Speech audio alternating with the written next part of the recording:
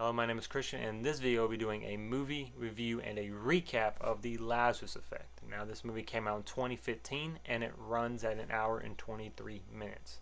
This movie was directed by David Gelb, the only movie he really ever did.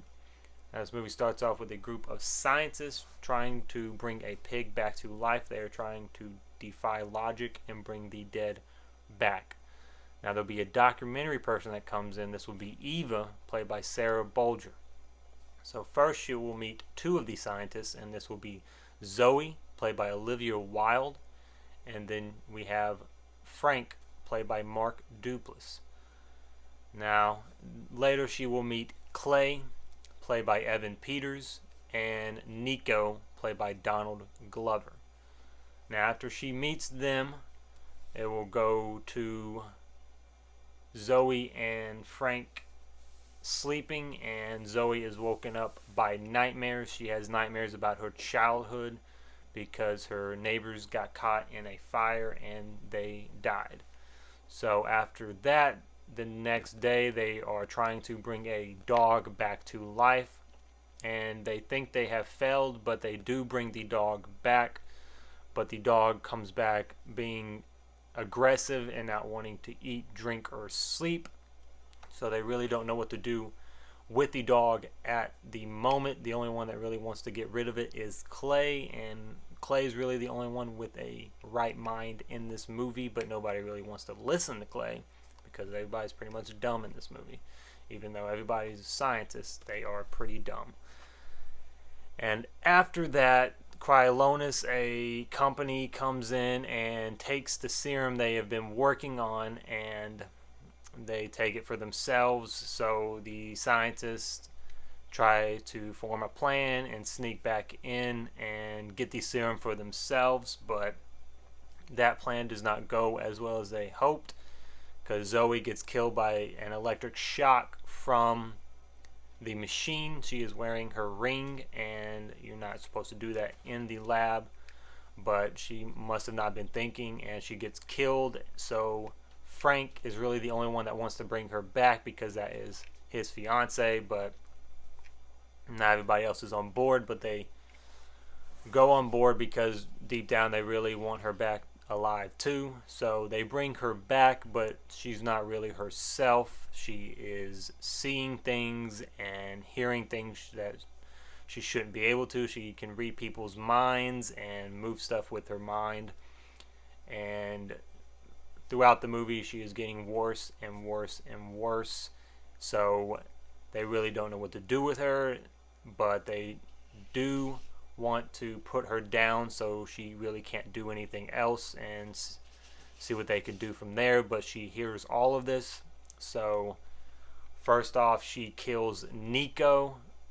She tries kissing him first because Nico has a secret love for her because they went to college together, and after that fails, she kills him with her force powers, I guess you would call them in this movie, and pushes him in a storage cabinet and then crushes him inside.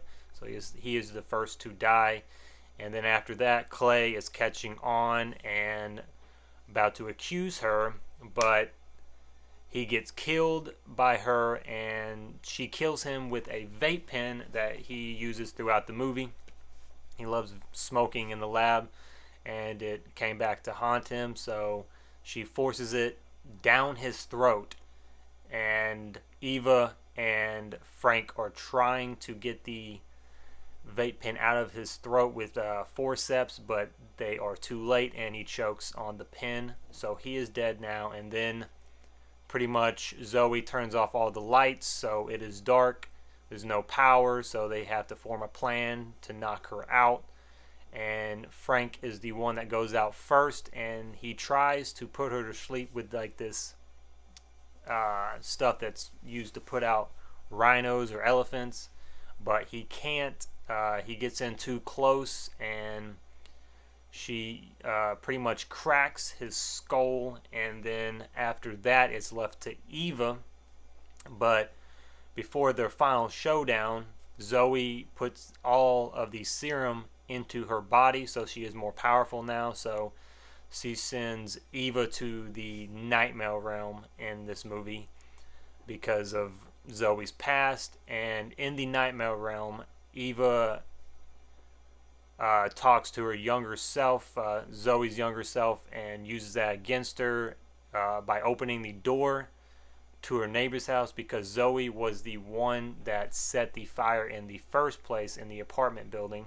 So she uses that to get out, and when she gets out, she thinks everything's okay. She knocks out Zoe with the rhino elephant tranquilizer, and firefighters come in, and it ends up being Zoe using a facade to kill Eva and get in close, so she pretty much just cracks her neck and she is dead. So Zoe at the end of the movie is trying to make copies of herself. She is using Frank, Eva, Nico, and Clay's bodies and putting the serum inside them to make them as powerful as her.